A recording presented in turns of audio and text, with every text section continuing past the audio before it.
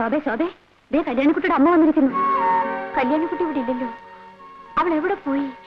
ഇപ്പൊ എന്താ ചെയ്യാ?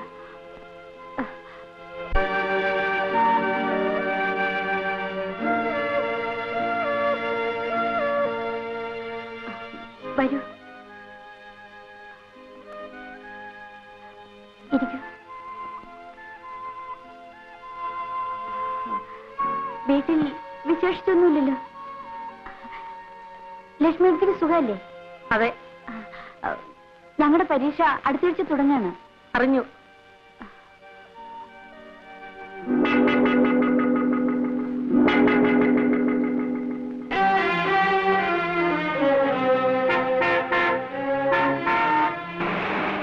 ഞാനിപ്പോ വരാം. അമ്മയ്ക്ക് കുടിക്കാൻ എന്തെങ്കിലും വേണോ?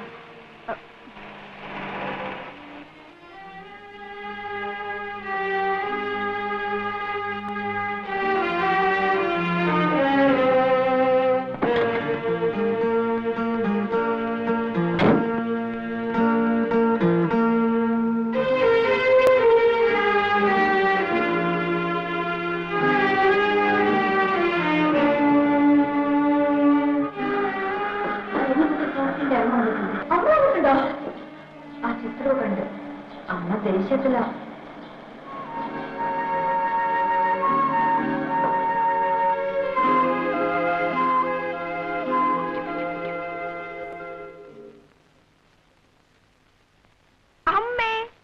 അമ്മ ഇപ്പൊ ഒന്നുമ്മേ എവിടെയായിരുന്നു നീ ഇതുവരെ? ഞാനേ മോളിലില്ലേ, മോളില് ടെറസ്, അവിടെ ഇരുന്ന് വായിക്കായിരുന്നു അമ്മേ. എന്താ അമ്മേ വിശേഷിച്ച്? വിശേഷിച്ച് കാര്യമൊന്നുമില്ല. നിന്നെ ഒന്ന് കാണാൻ വേണ്ടി വന്നതാണ്. എന്താണ് ഇത്? ഓ, അപ്പോ കേട്ടതൊക്കെ നേരായിരുന്നു അല്ലേ? ചുമ്മാ ഇരിക്കുമേ, ഓരോന്ന് പിള്ളേർ പറഞ്ഞുണ്ടാക്കുന്നു വെച്ച് വെറുതെ പറയുന്നതോ? അന്വേഷിച്ചറിയാൻ പറഞ്ഞിട്ട് ഇവിടെയുള്ള നിന്റെ ചെറിയച്ഛന് എനിക്ക് കത്തയച്ചിട്ടുണ്ടായിരുന്നു. എന്താണ് നിന്റെ ഭാവം? വിവാഹമാണെങ്കിൽ എനിക്ക് വേറെ വിവാഹം വേണ്ട. ആ ക്യാപ്റ്റന്റെ വീട്ടുകാർക്ക് ഏതാണ്ട് വാക്ക് കൊടുത്ത പോലെയാ. ഞാൻ ആർക്കും വാക്ക് കൊടുത്തിട്ടില്ല. മതി പഠിച്ചത്, വേഗം പോകാൻ തയ്യാറായിക്കൊള്ളൂ. അത് പരീക്ഷയാ. അതിന് നീ പഠിച്ച കാര്യങ്ങളൊക്കെ പരീക്ഷയ്ക്ക് എഴുതാൻ പറ്റിയതല്ലല്ലോ. പരീക്ഷ എടുത്തു അറിഞ്ഞുകൊണ്ട് തന്നെയാണ് ഞാൻ വന്നത്. നീ പരീക്ഷയ്ക്ക് എഴുതാൻ വേണ്ട, പാസ്സാകുകയും വേണ്ട. അമ്മ ഞാൻ പറയുന്ന കേൾക്കൂ. കല്യാണി, 10 ദിവസത്തേക്ക് ലീവിൽ എഴുതി കൊടുത്തോളൂ. സംസാരമൊക്കെ വീട്ടിൽ ചെന്നിട്ടാകാം.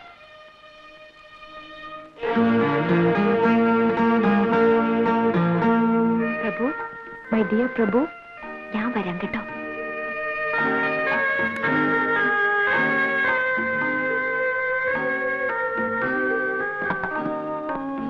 കേരടി.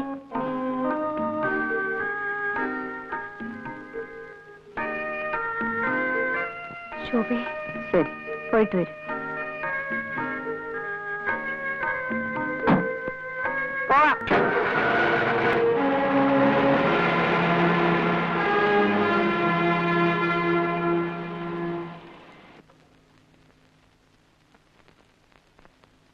വീട്ടിൽ പോയി ചേട്ടനോട് പറഞ്ഞു കൊടുക്കൂ, ഒരു പെൺകുട്ടിയോട് നശിച്ചു. ഇനി ചേച്ചിയും കൂടിയുള്ളൂ ബാക്കി. പറഞ്ഞോളൂ, ഇഷ്ടം പോലെ പറഞ്ഞോളൂ. നിങ്ങൾക്കൊക്കെ ഇതൊരല്പം നിയന്ത്രിച്ചുകൂടെ? നിയന്ത്രിക്കേണ്ടവരൊക്കെ തന്നെയാണ് ചേട്ടനെ ഇങ്ങനെയൊക്കെ ആക്കി തീർത്തത്. അവരൊക്കെ ആഗ്രഹിച്ചതുപോലെ ചേട്ടൻ ഇപ്പോൾ ആയിട്ടുണ്ട്. അവരോ? ആരാത്? അമ്മ, ഞങ്ങളുടെ അമ്മ. അച്ഛൻ, എന്തച്ഛൻ?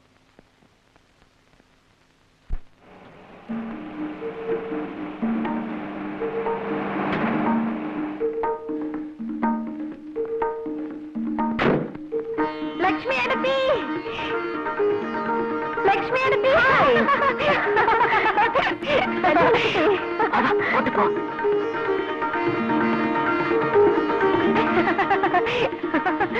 എന്താ കുട്ടി കേക്കണേ? പ്രേമം. കൊള്ളാം. എന്നെ കണ്ടല്ലേ കുട്ടി നീ ഇത്രയും കാലം വളർന്നത്? ലക്ഷ്മി അടുത്തി, നിനക്ക് ഞാനാവണമെന്ന് എന്താ ഇത്ര മോഹം? ആണിനൊന്നും നഷ്ടപ്പെടില്ല, പെണ്ണിനതല്ല കുട്ടി. എനിക്കറിയാം ലക്ഷ്മി അടുത്തി, എനിക്കൊന്നും നഷ്ടപ്പെട്ടിട്ടില്ല.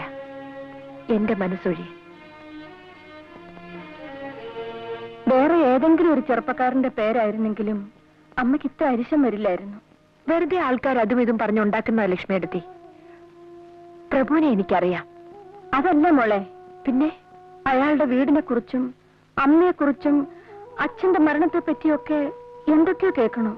എനിക്കറിയില്ല. അതൊന്നും തിരക്കേണ്ട ആവശ്യം എനിക്ക് തോന്നിയില്ല. നമ്മുടെ നാട്ടിലെ ആൾക്കാർക്ക് എന്താ ജോലി? പരദൂഷണം. അവനവന്റെ ജോലി നോക്കി നടന്നാൽ യാതൊരു കുഴപ്പമില്ല.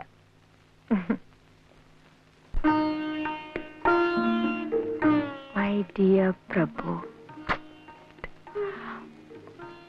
മൈ ഡാർലിംഗ് പ്രഭു, വേണ്ട, മൈ സ്വീറ്റ് ഡോട്ട് പ്രഭു. അമ്മ വീട്ടിൽ കൊണ്ടുവന്നിട്ടിരിക്കുകയാണ്. കിളികളെയും മറ്റും കൂട്ടിലിട്ടടക്കില്ലേ, അതുപോലെ.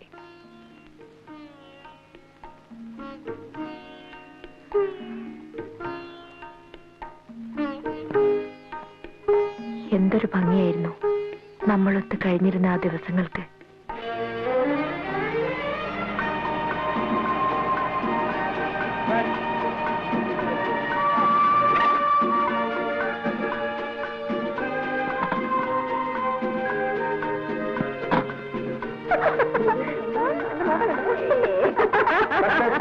കഷ്ടം തന്നെ. എന്തായി കുട്ടികൾക്ക്? അവര് പിന്നെ എന്ത് ചെയ്യണം? ഓടിച്ചൊന്ന് മാലയിടണോ? നിനക്കതില് ഹീറോ ആയിരിക്കും എന്ന് പറഞ്ഞ് ഇങ്ങനെ അങ്ങ് പേടിക്കാൻ തുടങ്ങിയാൽ അത് കുറച്ച് കടുപ്പം തന്നെയാ. ഒരാൾ സിസ്റ്ററിനെ കാണാൻ ഹോസ്റ്റലിൽ വന്നാൽ ഇങ്ങനെയാണോ പെരുമാറേണ്ടത്? അങ്ങനെ അങ്ങ് ആളെ പിടിച്ച് നിന്ന ആളാണോ? ഞാനൊന്ന് നോക്കട്ടെ. കല്യാണി, കല്യാണി,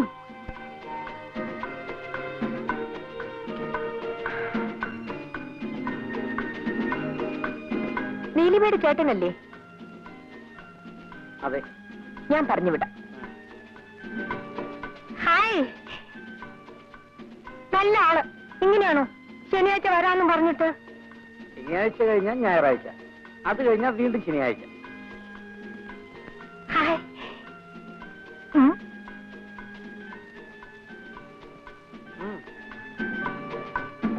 താങ്ക്സ്.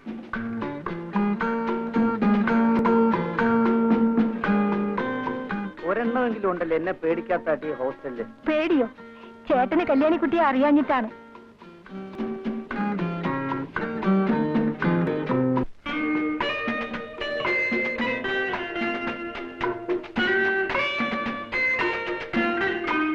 ഇവരൊക്കെ ആരാ? ഹിപ്പികളാണെന്ന് തോന്നുന്നു. ടൂറിസ്റ്റുകളാ.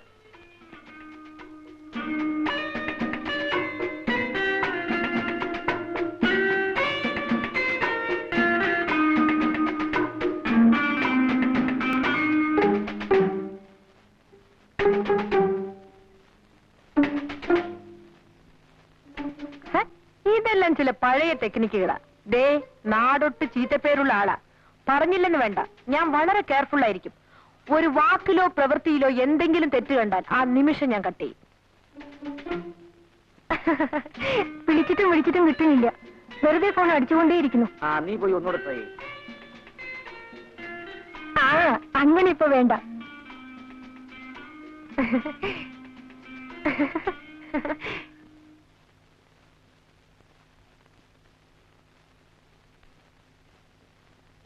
എന്തൊരു കിടപ്പാടി ഇത്? എഴുന്നേറ്റ് മര്യാദയ്ക്ക് കിടക്ക്. അധിക പ്രസംഗം.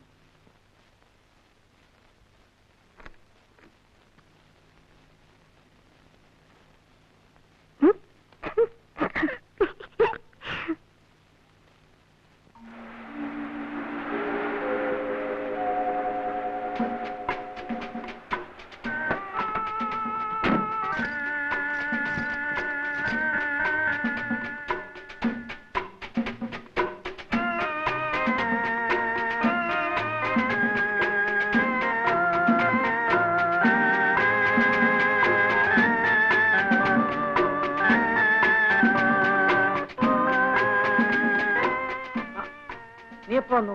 ഇന്നലെ. പരീക്ഷ കഴിഞ്ഞു. ഇതെല്ലാം തിരക്കാൻ ഇന്നെങ്കിലും ഒരാൾ എത്തിയല്ലോ. ധൃതി വെക്കണ്ട. നിന്റെ എല്ലാ കാര്യങ്ങളും നോക്കാൻ ഒരാളെ ഞാൻ ഉടനെ ഉണ്ടാക്കി തരാം. പോ ചേട്ടാ.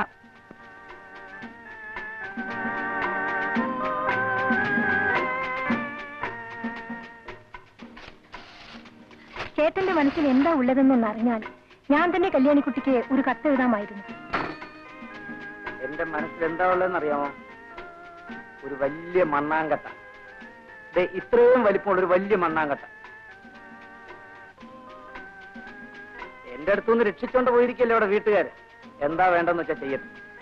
കുറെ പെൺകുട്ടികളുടെ കൂടെയാണ് എനിക്ക് അടുത്ത വർഷവും അവിടെ താമസിക്കേണ്ടത്. എന്റെ പേരും പറഞ്ഞ് അങ്ങനെ ആരും അഭിമാനിക്കണ്ട. ആരും. തലപൊക്കി നടക്കാനെങ്കിലും ഒന്ന് സമ്മതിച്ചാൽ മതിയായിരുന്നു.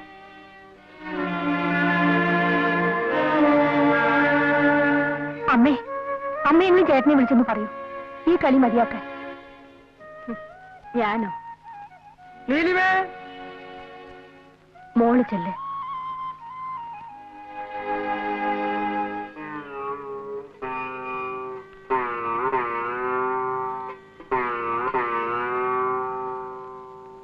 ഞാൻ പറഞ്ഞാൽ നീ അതനുസരിക്കും. അച്ഛൻ പറഞ്ഞതാണല്ലോ എന്ന് കരുതി. പക്ഷേ അവനോട് ഇത് പറയാൻ എനിക്ക് അധികാരമില്ല. രണ്ടാനച്ഛന് സ്ഥാനമേ ഉള്ളൂ എന്ന് മനസ്സിലാക്കുന്നുണ്ട്. ഞാൻ അവനോടൊന്നും പറയാറില്ല. അത് പേടിച്ചിട്ടൊന്നും അല്ല. വേണ്ട, ആരും പറയണ്ട. എന്താ താമസം? ജീരകവെള്ളം റെഡിയായിരുന്നു. മോളെ, ഇന്ന് അച്ഛന്റെ കൂടെ ഇരുന്ന് ഊണ് കഴിക്കണം. വേണ്ട, ഞാൻ നമ്മുടെ കൂടെ ഇരുന്ന് ഊണ് കഴിച്ചോളാം.